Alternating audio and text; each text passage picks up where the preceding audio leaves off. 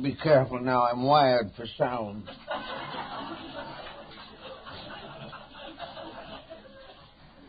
Well, we have a rather intriguing subject this morning, the problem of memory. And I think too many of us take the whole field of mental continuities for granted, whereas in reality they are quite mysterious in their own right. Memory is something that we all need and we all abuse. Memory is something that helps us to build a philosophy of life, and it also can help us to tear one down very quickly. It can strengthen religion or destroy it. It can lead to happiness or misery. And in many cases, it contributes to life and hastens death. So altogether, we have to give this whole field a little special consideration, especially if we hope to unfold and develop the internal potentials of our own natures. To begin with, then, we have to try to understand that memory is a subject in great need of discipline. We must discipline the things we remember, and we must remember the things that we discipline. Now, memory discipline is something that is disappearing rapidly from our way of life. Today, everyone is pushing thoughts and responsibilities to one side. We are trying to avoid the monotonies and the routines and the skills which strengthen our memory power. Probably the most important thing that we gain from schooling is to strengthen and discipline memory. Most of what we may learn can perhaps be forgotten with benefit to all concerned.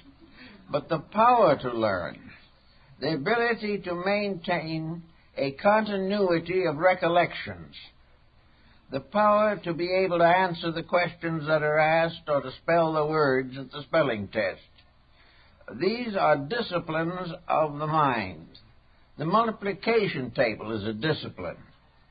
Practically all of the social graces are disciplines. And where these disciplines are not severe enough, the graces become disgraces. Every person must learn to control and direct his own thoughts and develop a consistent continuity of mental activity. He must be able to strengthen faculties which will serve him throughout his entire span of life. And today, we are subject to many interruptions, inconsistencies of thought, and a great many persons are deliberately trying to ignore experience. They want to avoid and evade the problem of facing themselves. As a result of this, and other factors involved, confusion, stress, inconsistencies, the memory faculty is corrupted, it is damaged, and we lose the power to think from A to B and from B to C. So in childhood, we should be disciplined. And very often today, parents have not disciplined themselves. We inherit mental infirmities as a birthright. And the undisciplined mind, like an uncontrolled body, can be a cause of a great many problems. The disciplines we are seeking for are not only for the mind's sake, but give the mind the power to control and correct the mistakes of the emotions and the body. Without discipline, we cannot control ourselves. And we also have to have a background of experience to find out how to control ourselves and what we should allow and what we should not allow to come into our personal lives. In addition to the weakness of memory, we now find that there is a tendency to corrupt what memory we do have. Today we are able to imagine many, many conditions and then bestow upon these imaginations the strength of a memory factor. Many people today are remembering things that never happened to them. They are also remembering how things that did happen were so distorted or misunderstood as to lose the power to contribute to knowledge. Memory is here to help us to learn. Memory is part of universal schooling.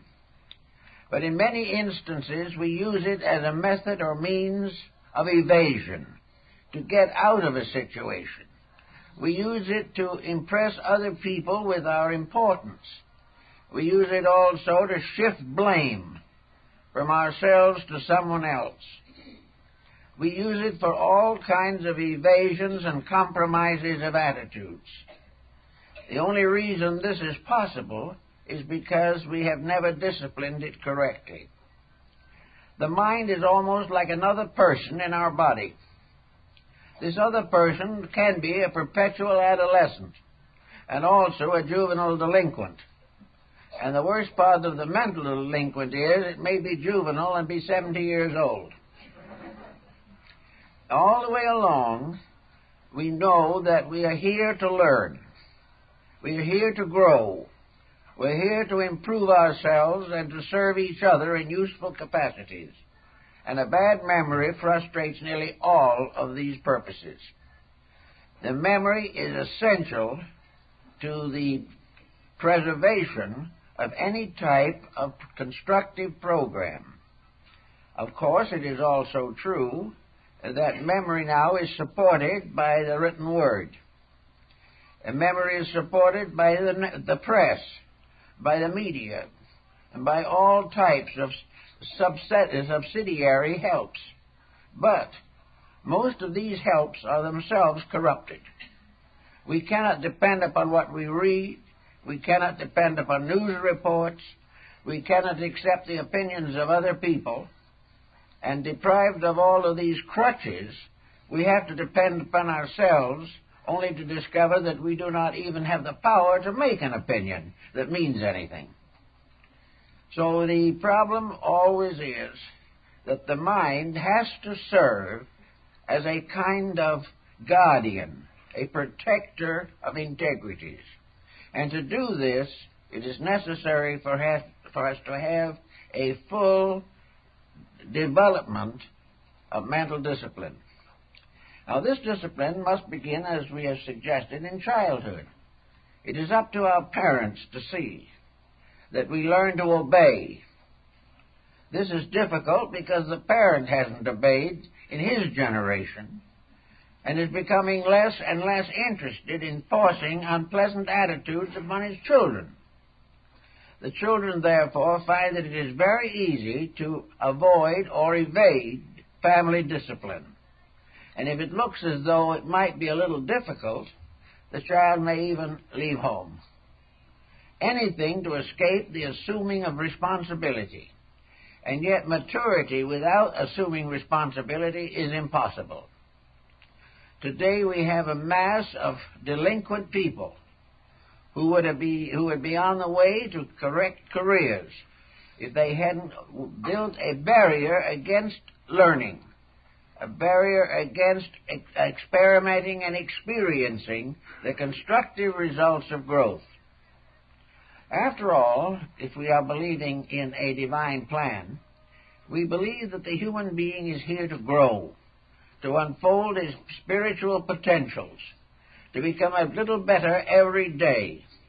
And this process, according to many systems, continues incarnation after incarnation, always for the purpose of becoming better, always for the purpose of drawing upon internal resource with greater advantage to our own lives.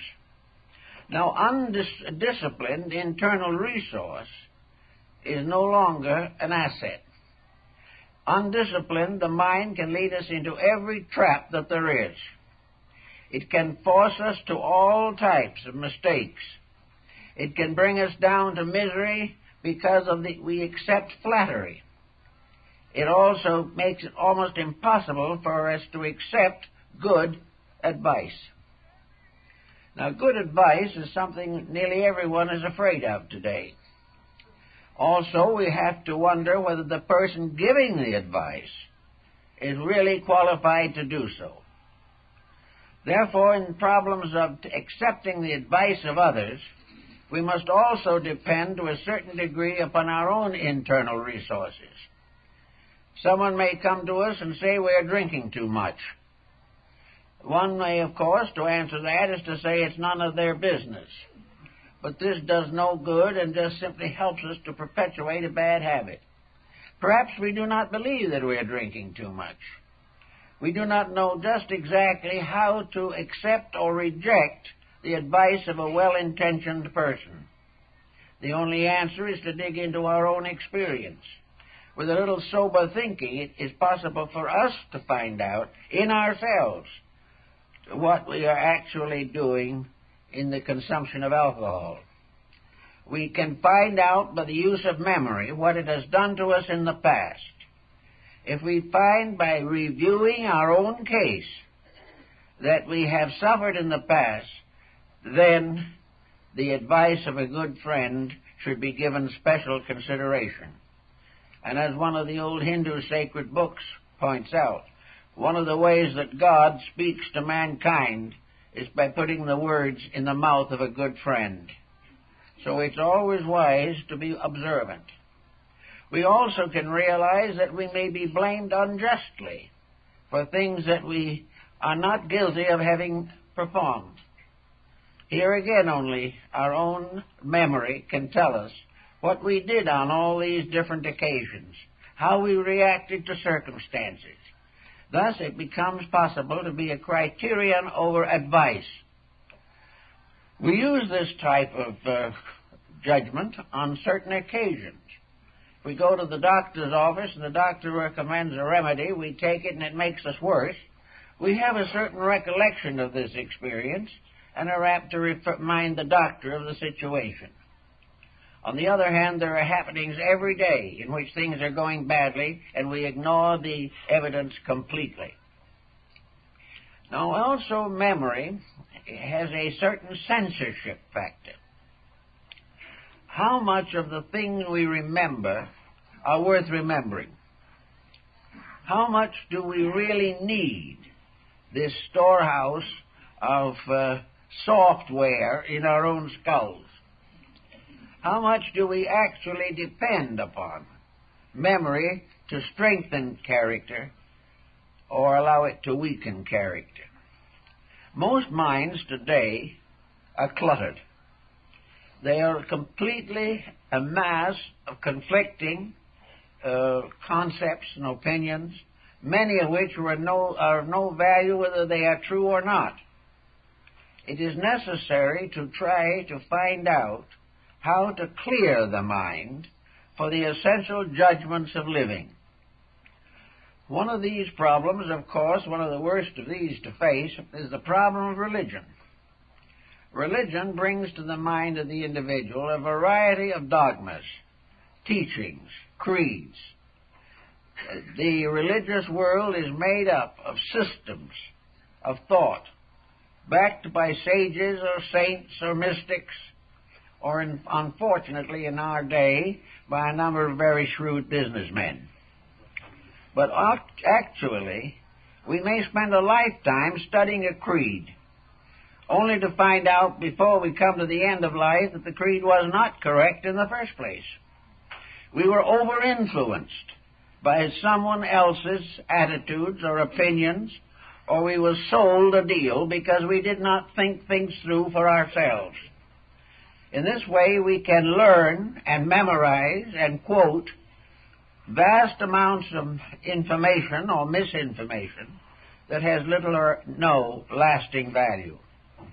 We also find by studying the media and other methods of communication that we are loaded with opinions, prejudices, and conceits. We are exploited mentally and emotionally and physically all the time. We feel very sad about this sometimes, but it never seems to occur to most people to allow their own mind to be the leader and discipline the mind until it can lead properly. The individual reaching majority is supposed to be in a condition of the mind which will enable him to think straight and control and direct his own life correctly. He is supposed to be mature. By maturity, it does not mean that he is physically adult. By maturity, it means that he is in a condition of compound nature which enables him to lead himself correctly through the future years of his life. If maturity does not bring with it judgment, the educational system has failed, the home has failed, the experiences of his friends have been ignored, and the individual is continuing to be a perpetual adolescent, and as such suffers continuously from his own mental weaknesses, but is not inclined to correct them. He finds other excuses, or evades them, or simply ignores the mistakes and their consequences.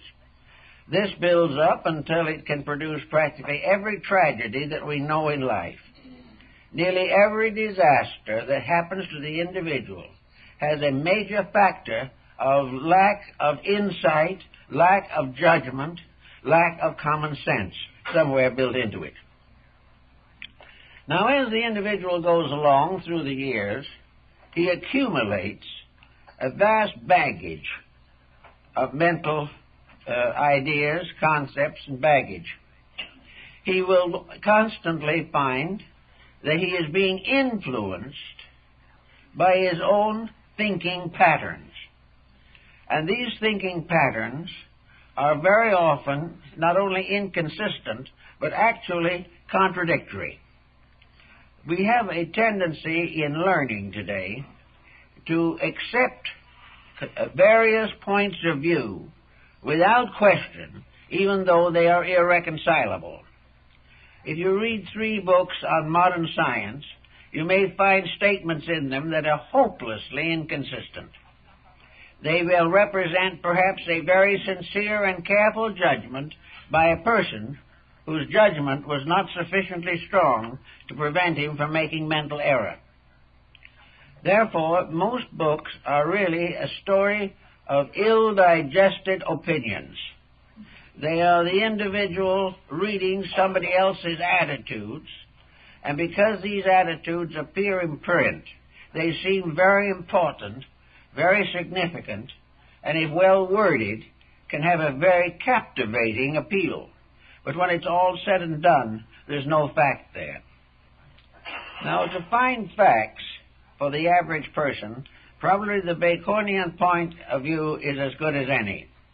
A fact is something that can stand the great tests that experience is subjected to. A fact must be reasonable. It must be a way that has been proven in the past. All facts, basically, are moral issues, and the moralities of those who live the best must be the guiding information.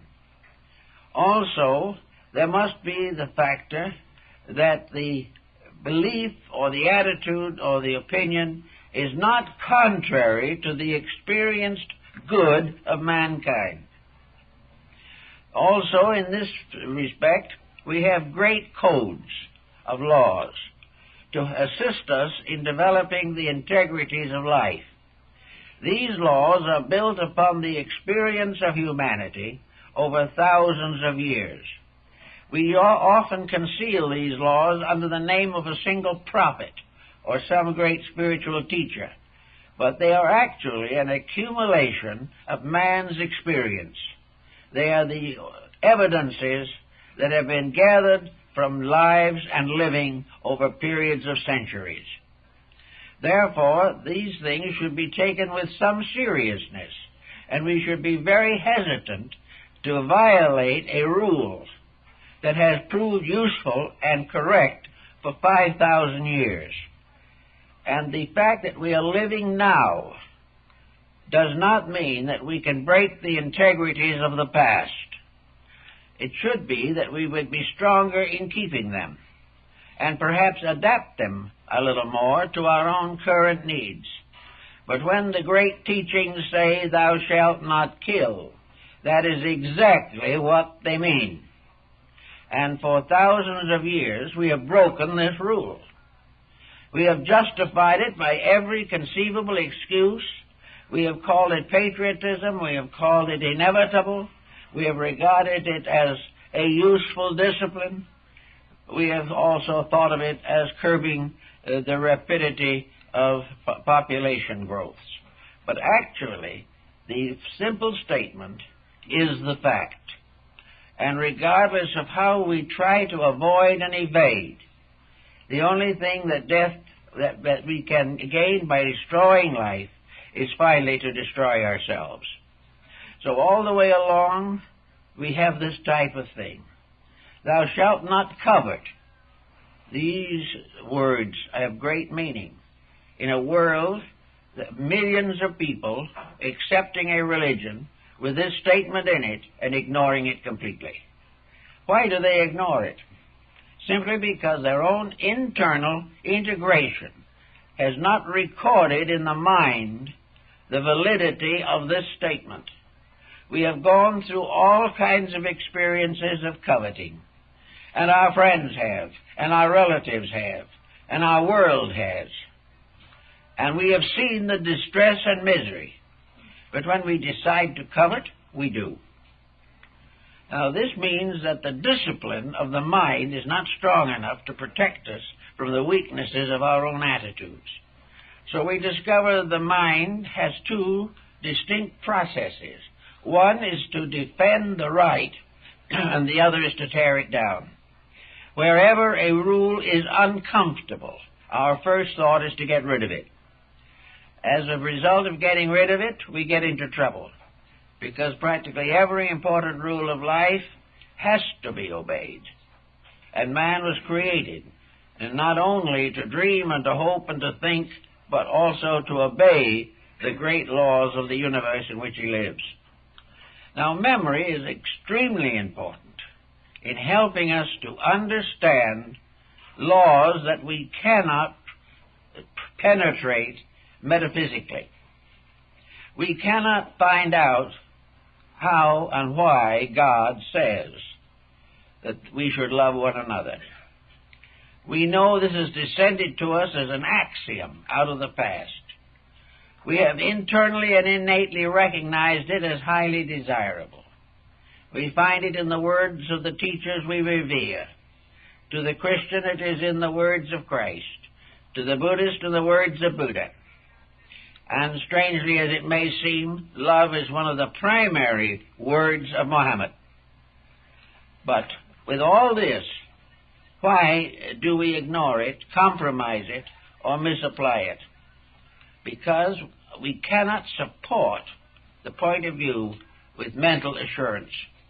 We have not the ability to quietly tune in upon the meaning of this word as we have experienced it ourselves.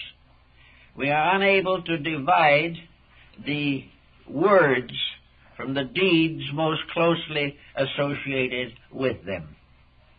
That's the reason why we have to say that the mind exercises censorship, that it gives us the background, the justification. It provides us with the torch and the research necessary to prove that integrity is right and that compromise is a desperate mistake. Now, if that's true, we go along and we finally clutter the mind up thoroughly with everything you can think of. We clutter it with our opinions and our thoughts and our habits. We clutter it with all our various avocational interests. We spend a whole lifetime trying to be good bankers or good lawyers and load the mind with these problems. We come home to sick children and load the mind with their problems.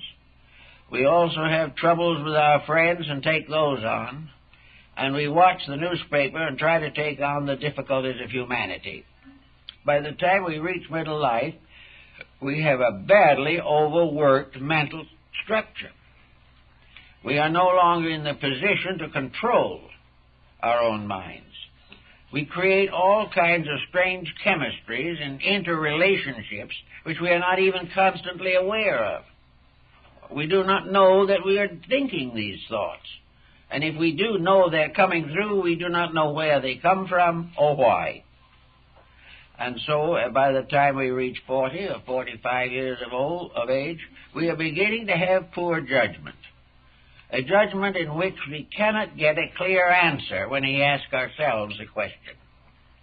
The answer comes through with all kinds of ifs, buts, and ands. Or perhaps we get so weary trying to find the answer we give up anyway. The mind can become a haunted house. It is full like an attic of antiques, things of some of which are very valuable and some are not very valuable. Not long ago, a family that I know did a little attic cleaning, and they finally found something that looked as though it might be worth $1 or $2, so they took it to a dealer, and the dealer gave them $10 for it. He then turned around and sold it to someone else for $500. The individual didn't know the value of what he had. Other people do not know the value of what they think.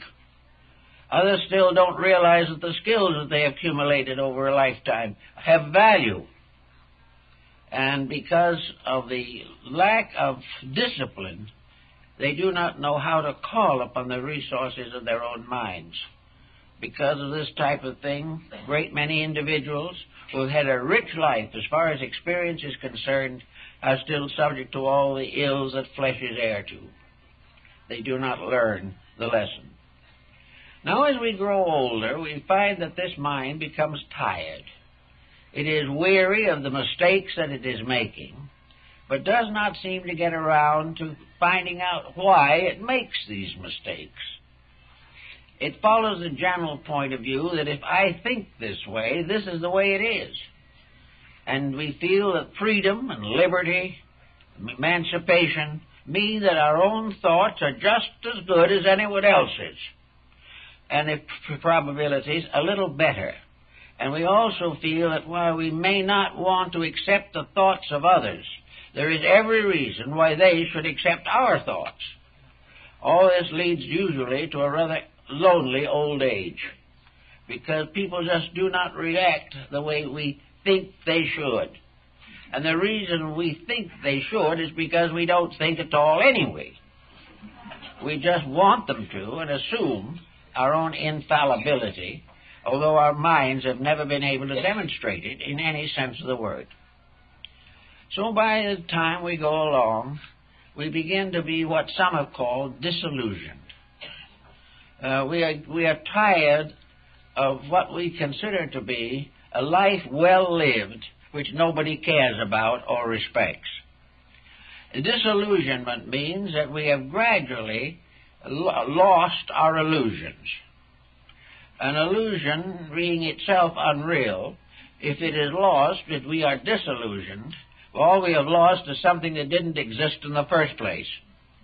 Disillusionment does not mean that we are tired or disappointed in truth. It means that we are tired or disappointed in the misinterpretations we have put upon various beliefs and opinions. But as we go along, we notice something happens. And that is that the mind, getting fatigued, and also suffering from a kind of intellectual indigestion, resulting in the way it has been nourished or misnourished, begins to drop out things. The mind isn't storing up things as rapidly as it used to, because every attic is full. It is not learning more because it has not been able to digest what it has learned. And gradually we notice a process coming over the mind's own functions. And that is that the memory continuities break down. And gradually we begin to forget. And this forgetting generally begins by forgetting unimportant things. The mind begins to censor itself as much as it can in its debilitated state. It says to itself, I know that somebody phoned yesterday but it wasn't important, so I can just forget that. And when someone says, "Did you get a phone call yesterday?" we honestly say no, because we have forgotten. Or we put something in between the leaves of a book, something we think is treasure, and then we forget what book we left it in. Or we go out and buy something and do not know what happened to the change. We also are late in paying our bills and get penalties. Little by little, a mind which has never been trained begins to become a delinquent. It has the same responsibility reflexes as the adolescent, who is not interested in doing anything that he's told to do. So these small things of life disappear. It's interesting to find out in working with people that where these small things fall out, they're generally things occurring in the middle years first. They fall out of the period, say, between about 20 and 50. In between 20 and 50, a great many details begin to fall out. We can remember that we made a trip, but we just can't remember where we went. And most of all, we can't remember the date. Well, we meet somebody we haven't seen for a long time. We know them, we've seen them, we remember them. We can't remember their names. The name has slipped. Now, at one time, that name could have been remembered instantly. But gradually, the power of all these details is lost because of the confusion that we have allowed to take over. We have never made a serious effort to remember. We've depended upon memory to serve us, but we have never nourished it, trained it, or done anything to make it useful. We just assume that the Lord intended us to have it, that it's something we didn't pay for in the first place, and which we can have for nothing for the rest of our lives. It is not that way in actual living. So little by little, a great many things fall out. This causes a measure of embarrassment.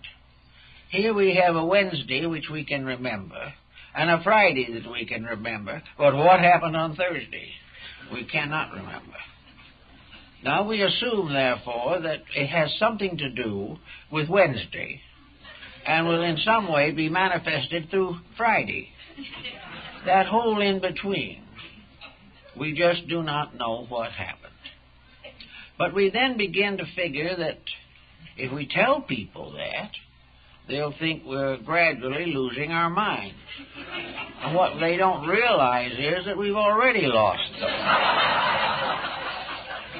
So where facts begin to fail, imagination comes in.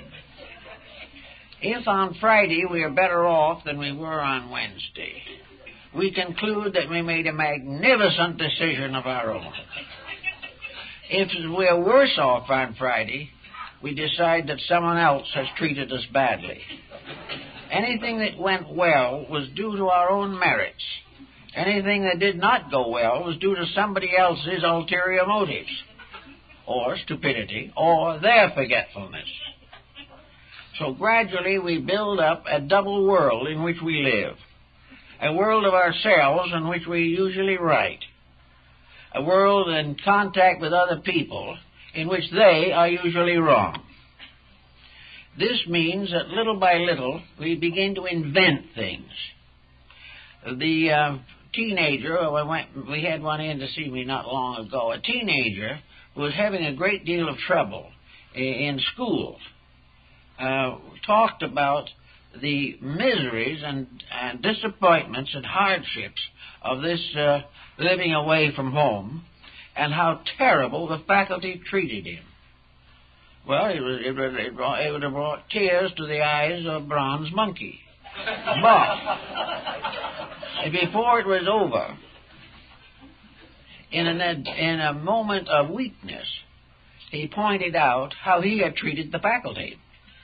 That he had been a nuisance from the beginning, that he was never ready with his lessons, that he escaped everything that he could, that he cribbed whenever he could, and was also on probation for the use of marijuana. Now, these things, however, in no way excused the faculty for not liking him. He was likable to himself, and they should have agreed with him. But little by little, as we go through life, we find out that people who bring forward sad stories from the past very often fail to present both sides of the story. They know what other people did to them, but they do not know what they did to other people, and have tried in every possible way to forget it. Now, you can't always forget just because you want to, but you can push something to one side that is a fact, and particularly when reporting the occasion, you can carefully omit the part that is to your own disadvantage. This is a common experience in psychological and psychiatric counseling. It takes a lot of thought and time, and sometimes an almost impossible amount of patience, to actually get the truth out of the person in trouble. The truth is loaded with so much irrelevant material. It is surrounded by so many excuses that it sometimes takes a number of conferences to even make a dent in the defense mechanisms which the person has built for himself. It all ended up, he's at the psychiatrist or psychologist for treatment because his life has fallen apart. But even if he gradually admits that he had something to do with it, which he may under pressure, if you can keep at it long enough, he does not learn not to do it again.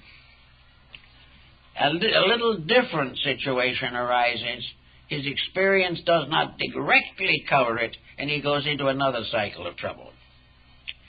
All this begins by the failure to culture the mind in the first place. The individual who in work is careful to avoid responsibility, who is lazy, who is interested more in doing as he wants to than as he should, to whom every job is simply a menace. These people gradually destroy their own mental lives and their own emotional backgrounds. And if they don't do it, some of their friends or relatives help them to get into these troubles. Now, one of the most common examples of this type of thing is alcoholism. Every alcoholic has had experiences that should have cured him. But his mind was not strong enough to give him the willpower to correct his own weakness. Now, the reason he has a mind is to discover the weakness and to support the correction of it. And where the individual keeps on making mistakes, he is ignoring the mind, and he is ignoring it because he has never given it authority or disciplined it or made it a useful part of his mechanisms. He has simply done as he pleased until the mind finally stopped chiding him and just gave up in despair. So this type of thing is something we all have to face as time goes on. Now, the effect of the mental forgetfulness on a religious level is very interesting. It will cause an individual to completely overlook a situation involving a conviction or belief about life. An individual joins a church or joins an organization, and he takes upon himself the obligations to keep the rules of that organization. We will say that perhaps in a small town he has gone out and received a riverside baptism. He has been born again. He has accepted the gospel. He has been given a New Testament to read, and he is reading it. He is trying his best. But I attended a meeting of evangelists and ministers some years ago, and they told me of the thousands of people they had converted at these riverside baptisms, small church baptisms, or whatever the facilities were at the time. And they admitted, under pressure, that 90% of the converts had to be reconverted at least once a year. It wouldn't hold. Now, assuming that a spiritual dedication to the service of God and truth is about as powerful a self-dedication or a self-enrollment in a faith that it's possible to imagine.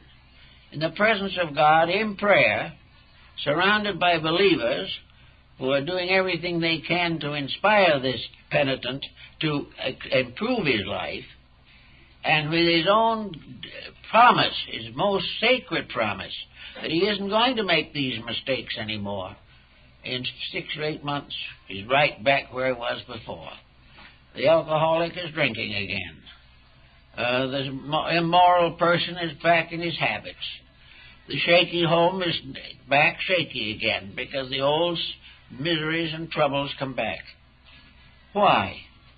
Because actually the individual has not given discipline to his own life. If he had even done such a common everyday discipline as going to work every day to earn his living, he would have had a little strength.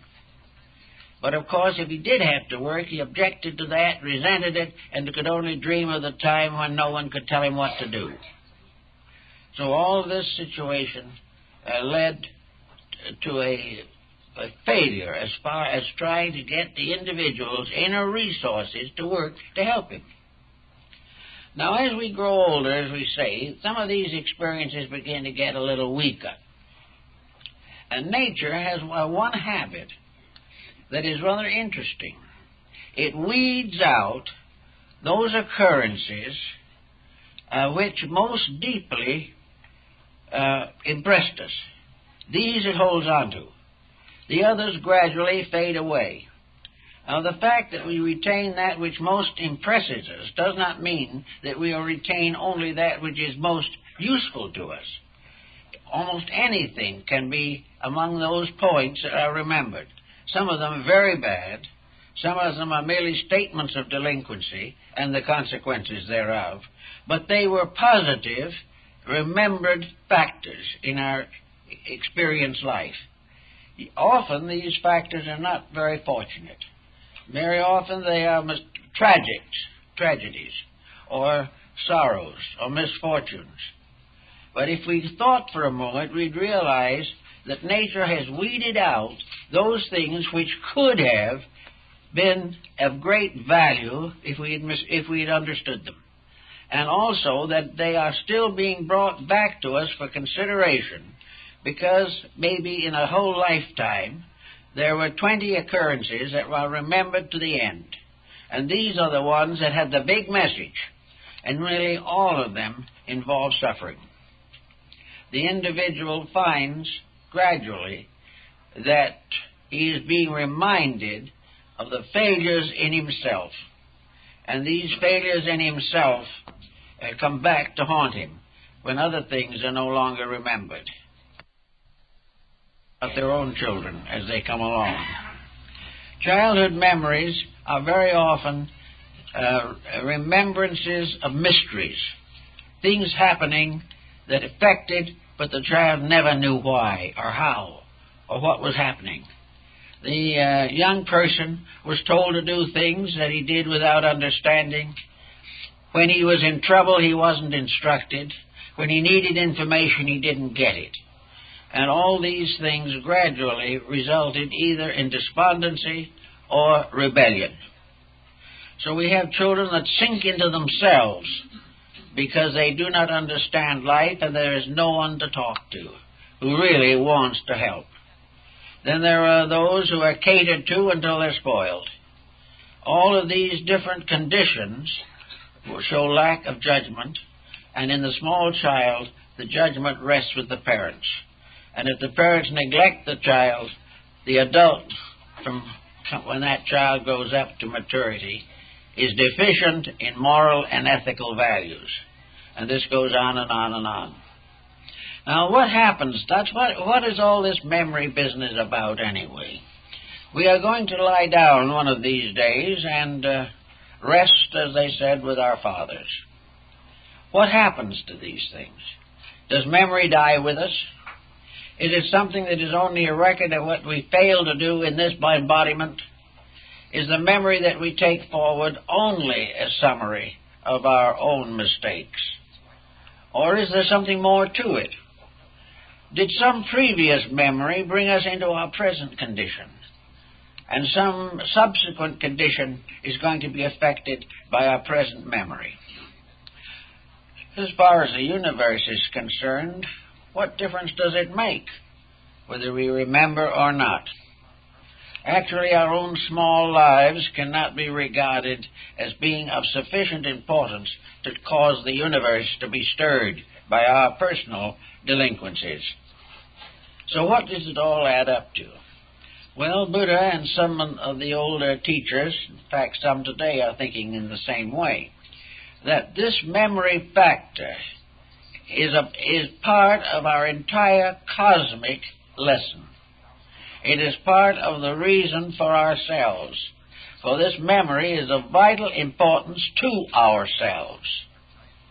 And because of this vital memory's importance, it isn't necessary for our lives to be overshadowed by some outside factor. It is overshadowed, perhaps, by the memories which are locked within our own eternal natures. The brain goes. The mind is gradually absorbed into the higher vehicles of life and is once more identified with universal mind. But the thoughts that we think do not die. Something happens to them. The way of life that we have lived now bears witness to something that once was. If we come into this world with a dream, it's because we went out of the world before with a dream. If we come in with a nightmare, it is because we brought a nightmare with us. And what was the nightmare? It was the carelessness, thoughtlessness, selfishness of previous embodiments uncorrected. There is no solution to the problem of the human being except personal reformation. The activation of those powers within the self by means of which we can bring life into pattern and order. Everyone has a certain amount of memory, a certain amount of experience knowledge. In some cases it is comparatively slight. In other cases it is more highly advanced. But in everyone there is something that can contribute to the rectification of character. So we come in to the present embodiment without any conscious realization of what we were before. But today, while we are here, from day to day, we gradually lose realization of the earlier years of our own lives. The weakness of our own minds results in a kind of forgetfulness. We forget what we have never learned, but we remember that which is most deeply etched upon memory. That's the reason why nearly all of our arts are more highly developed than any other branch of learning. This is because arts were with us from very ancient times. We had arts before we had languages, that is, written languages. We had arts long before we had sciences. Therefore, the musician has to practice every day.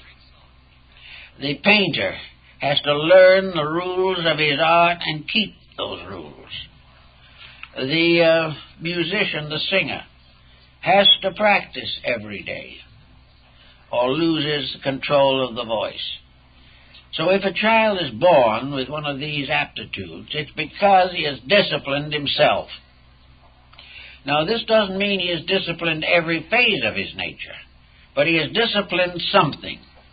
And that which he brings forward is the asset resulting from personal discipline. Now, once discipline is attained, it can be diversified.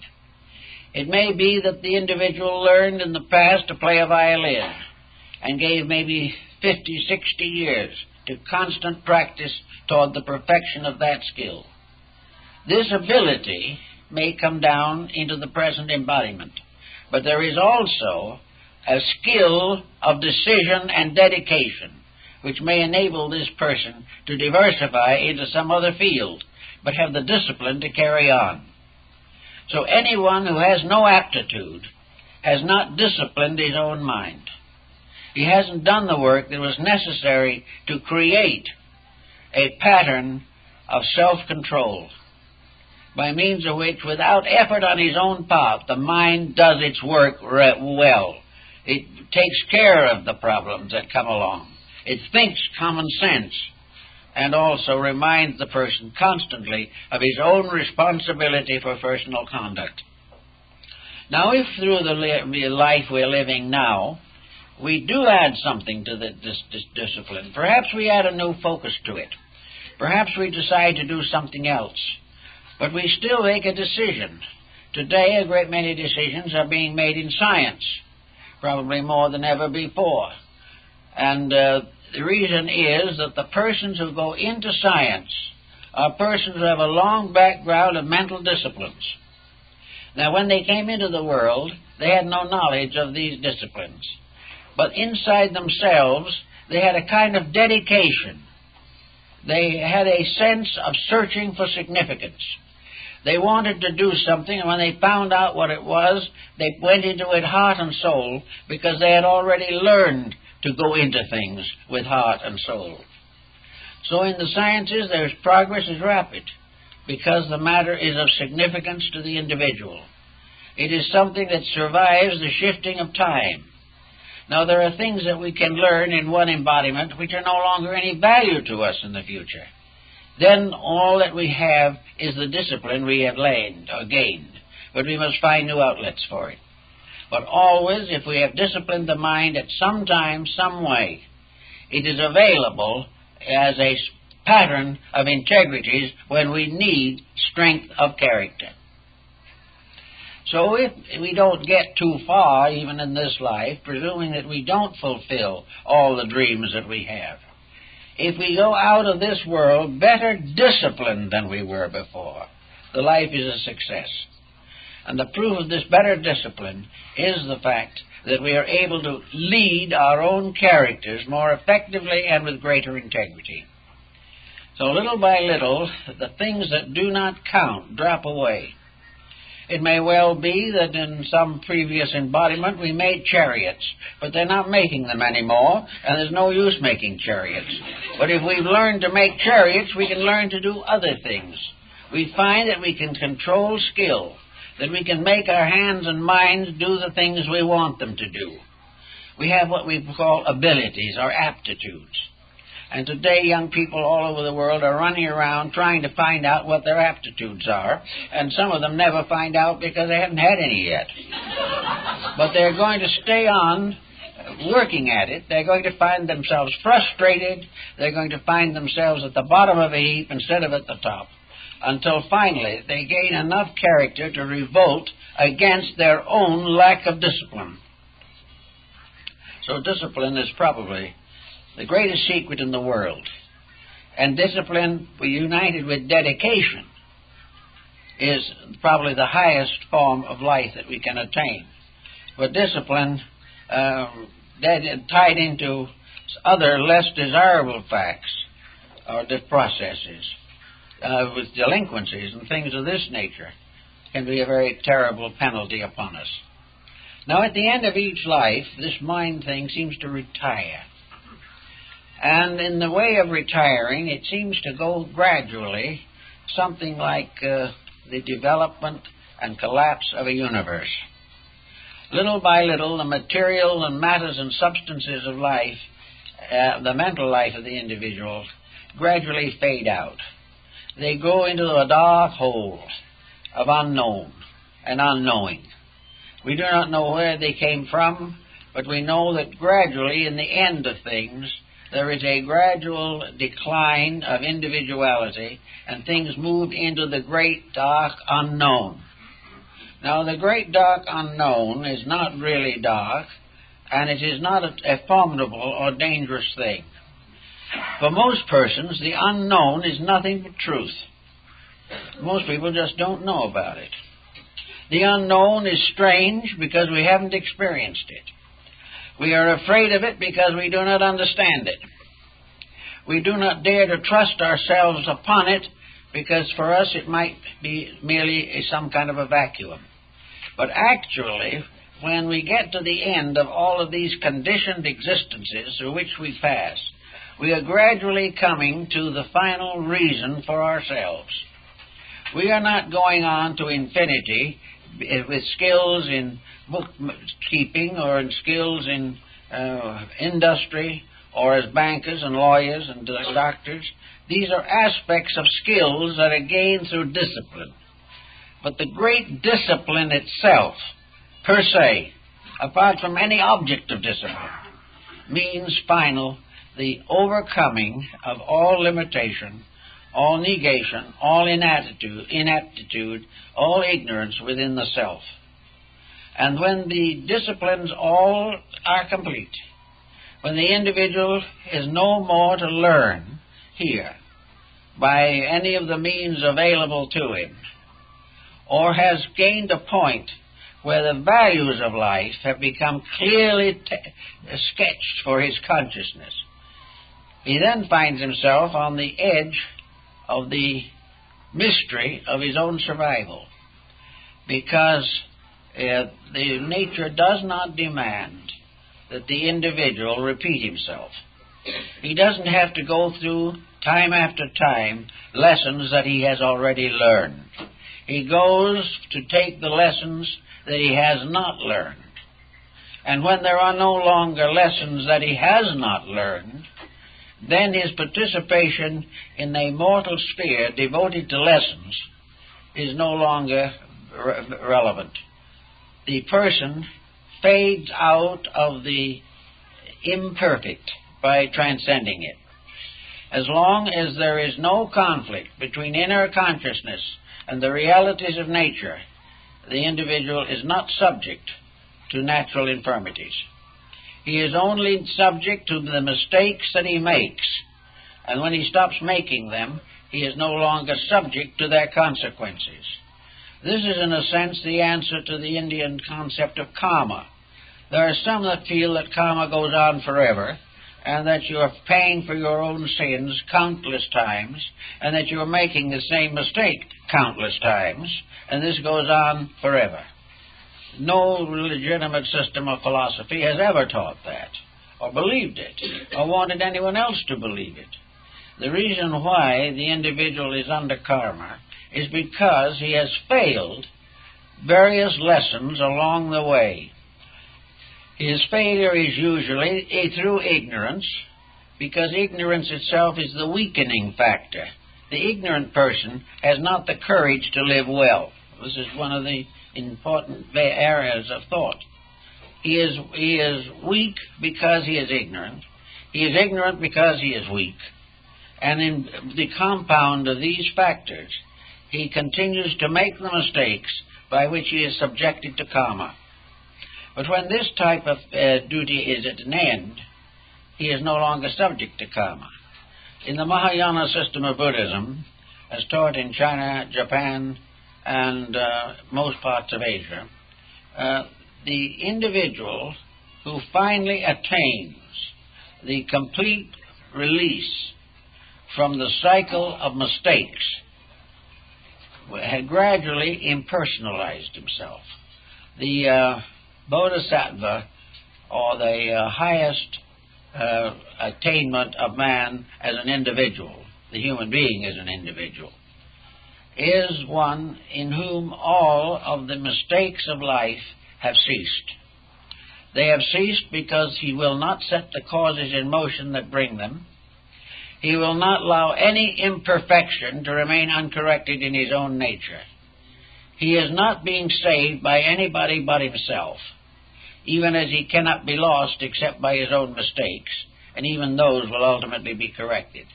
The Bodhisattva, or the perfectly enlightened soul, achieves the edge of eternity. Nothing more to be learned here. What lies beyond here is the question that still goes on, and for which there is no immediate answer. But according to the Northern Buddhist concept, the perfected soul stands, so to say, on the rim of existence. He stands in the presence of the great silence, the great darkness, the great mystery, the mysterious thing that to all creation appears to be a vacuum. He is therefore in the presence of an unconditioned.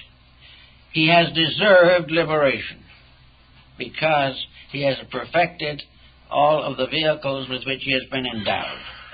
He has gone through hundreds of incarnations and become a truly enlightened being, and he has a choice to make. He can either go on into this unknown, this hole or darkness, the dark hole in which there is no memory, there is nothing.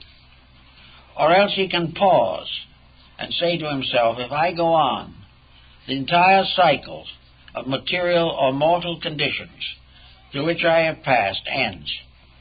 I am no longer even aware of the past. I am not aware of anything that I have previously known. I have no sense of knowledge within myself. Knowledge has gone to sleep with ignorance. The whole thing is finished. But I still exist. I have a strange existence which enables me to say that I exist. A senseness of reality. Now, if I step through into that dark hole, will that die also? Will that be then the complete extermination of a being? And the powers that be haven't given him a very good answer to that because they expect him to make up his own mind. But the answer seems to be that what he calls the dark hole, or the inevitable, the universal, the infinite, the unconditioned, the primordial, that which was before beginnings, that is actually the beginning of something else.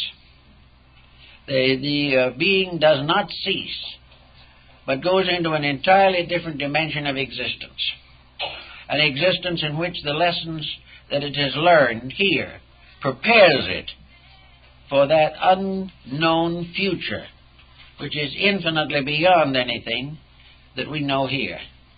The reason why he has to be perfected before he can go there is because that which is there demands a higher degree of attainment than any individual can completely accomplish in this world. So the being stands there on the border of existence. And then, according to the Buddhist Mahayana doctrine, there is a pause. Because the last emotion that the individual has, when everything else has gone and ceased, when all ambitions have died, when all dreams have fulfilled themselves or faded away, what is the last single thread that holds the human consciousness to existence? And in Buddhism, that single thread is love. And that love has as its major expression compassion. The Maitreya Buddha, the Buddha to come, or the Buddhist state in man to come, is called compassion. Infinite tenderness toward all that lives. So the being standing on the gate of eternity, or at the gate, has a choice, the last choice it can make. It can either go on into that infinite which it has earned, and of which it as yet is not able to find a definition, or it can turn back and become a servant or server of human beings who have not yet attained. And in the northern system of Buddhism, those who turn back are the Bodhisattvas, the great servers, the ones who have given up their own eternity in order to make certain, as the Konnan Rotsatsu taught, that when it finally goes into this infinite eternal, it will take with it every creature that exists in the world. It cannot and will not go till with it all living things can come to the same end. So in Buddhism there is this strange concept of this hole in the dark, the darkness of the unknown, the ultimate unknown. Some religions try to fulfill this mystery in the concept of identity with God. Well, this probably is it. But the identity with God is not what we think of it as identity with God. It is not some kind of a paradisical state. It is not a state in which there is no longer labor. It is not a state of finish, finally. It is a state of a transcendent destiny beyond what we know. It is something that means that the particles of individuality have faded away, have disappeared, have been drawn into the mysterious vacuum of eternity. But they still exist. And beyond this, there is still other realms that must be reached. That life is eternal, growth is eternal, and ultimately the state of the human being is unknowable as far as its ultimate condition is concerned. But we know that it's going to be transcendently unknowable. It will be infinite in its unknowing, but it will be perfect. Perfection lies somewhere at the other end of a great tube or channel that leads through all the kingdoms of nature.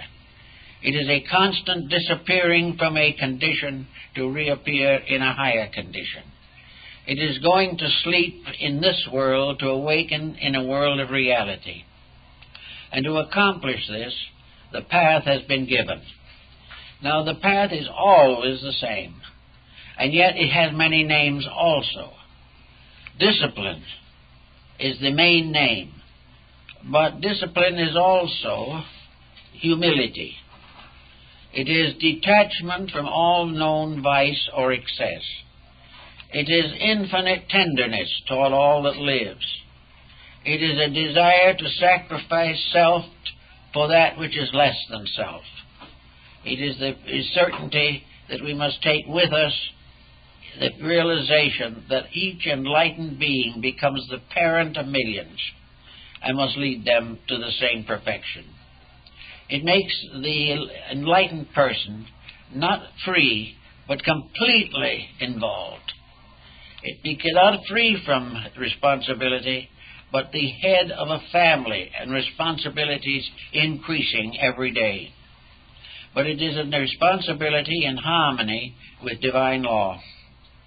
It is responsibility such as we think of the responsibility of Christ, or the responsibility of God for creation. All things are responsible according to what they know.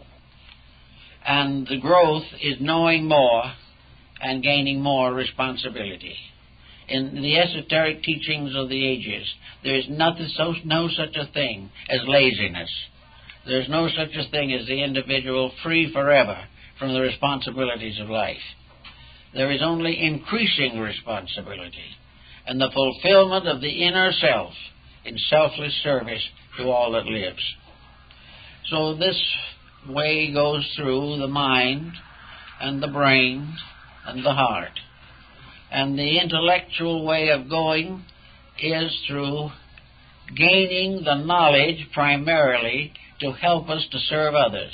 The doctor becomes a physician in order to serve the sick. The teacher becomes a leader in schools because of the desire to teach the ignorant. The parent becomes a parent in order to protect offspring. All leaders that are fit to be leaders carry the responsibility for those they lead. In none of these is there a kind of temporal satisfaction. There is no pride in leadership. There is humility. There is no desire to climb up on other people, but rather to lift up other people to each a higher destiny. There is nothing to be done by selfishness, no vainglory, no pride of opinion, no honor in wealth.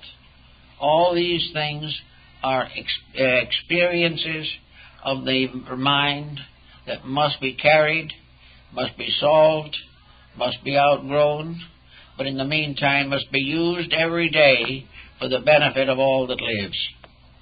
Thus, all the solutions that we seek can come only when the individual overcomes the instinct to the ego the instinct to be greater than somebody else, because truly the one that would be the greatest among us must be the servant of all. And all growth, minds becoming stronger and more brilliant, artists painting better, philosophers thinking clearer, all of these things are part of a growth in which all work together, the great with the less great, the greater with the more great, all working toward the completion of the great purpose, the perfection of all that lives.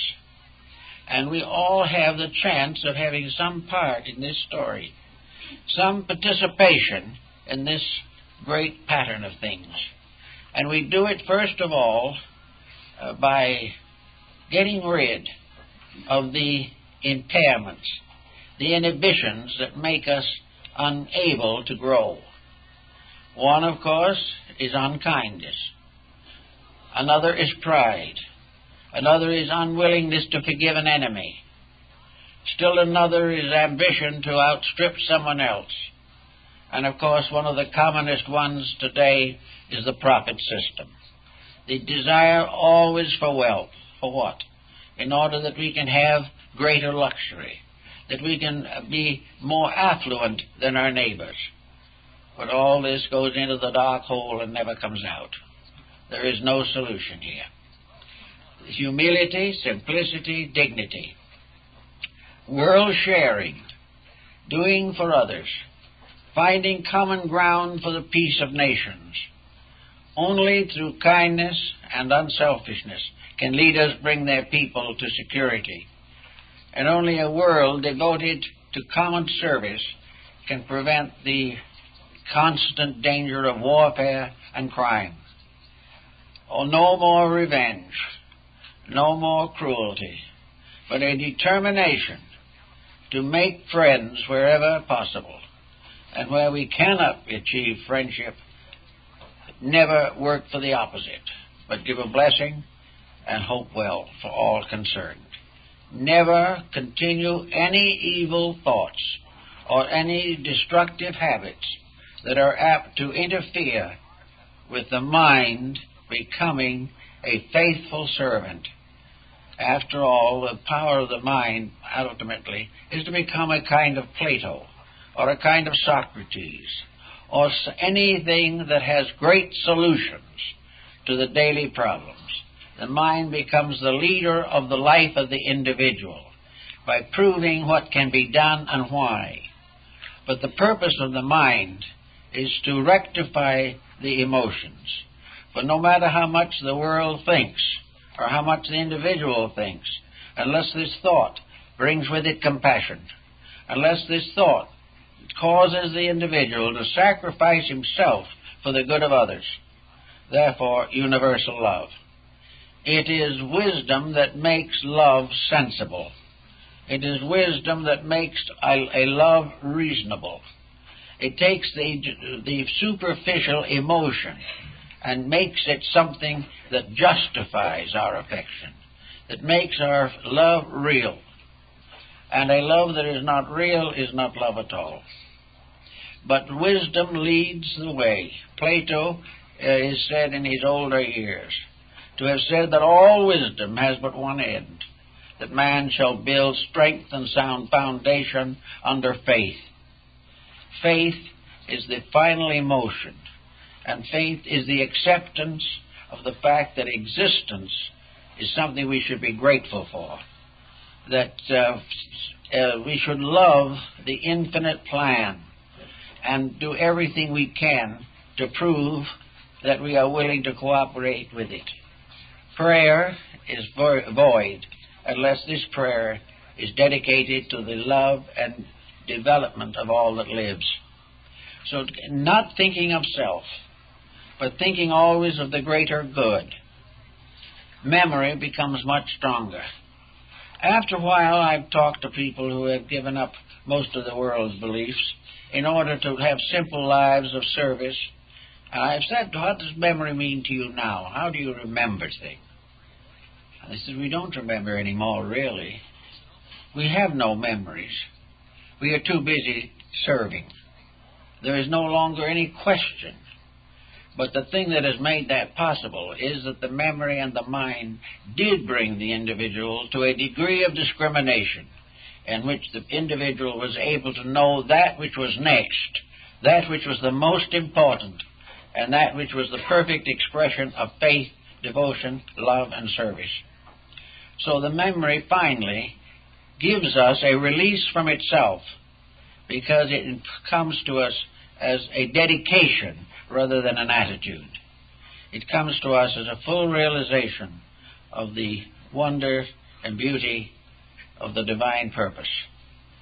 So we are all sort of moving towards an unknown cosmic end, like little atoms floating in a sunbeam.